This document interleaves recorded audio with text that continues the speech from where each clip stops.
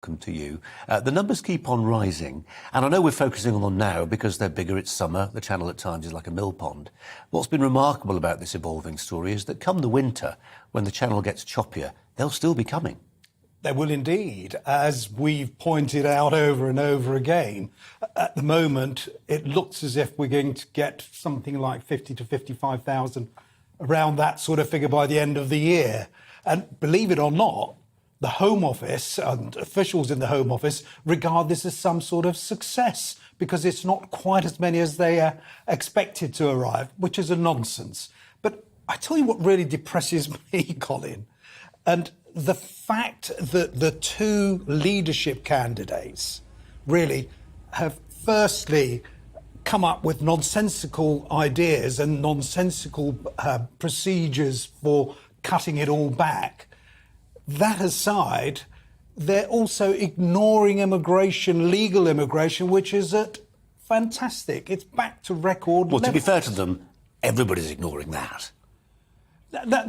That's because, dare I say, people are focusing on the channel. It's obvious. Yeah. The optics are there. There we've got people marching up gangways. You know, of course, that's going to make better pictures. But the fact is, serious as that is, 55,000 in 1 year is a huge number that you've got to look after, you've got to house, you've got to take through the process.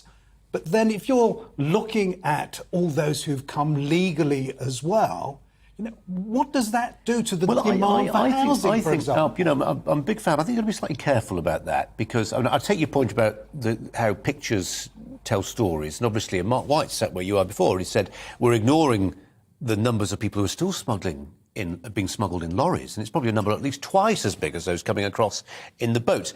But there's obviously a difference, it seems to me, between these people, very often of whom it can be said they're not entering this country in good faith if they're destroying their passports routinely, throwing the mobile over the side, anything that helps us identify them. That's a really bad foot to get off on a relationship with this country. That's qualitatively different from somebody who comes to this country as a legal migrant to work in a sector. Sure, yeah, and I'm not suggesting that there are people coming in illegally. All I'm saying is that the numbers, if we're talking about numbers, if we're talking about those who need housing, those who need medical attention, we've got to look beyond the channel.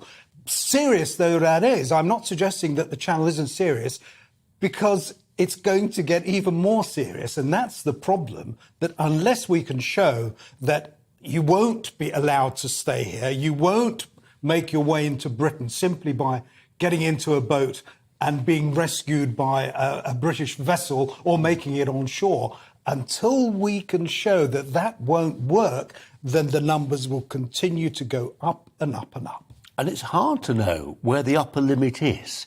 We thought we'd got there, and every year, the end of every year, it gets higher.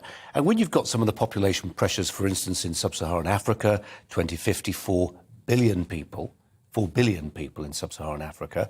There'll be by then established routes, migratory routes to the UK and elsewhere. And you've got a diaspora saying, you know, the quality of life here is pretty good. Think about it. So, you know, these numbers will continue to rise inexorably. Undoubtedly. In fact, there were figures released over the weekend that I saw, it may have been before the weekend, of the numbers getting into the EU.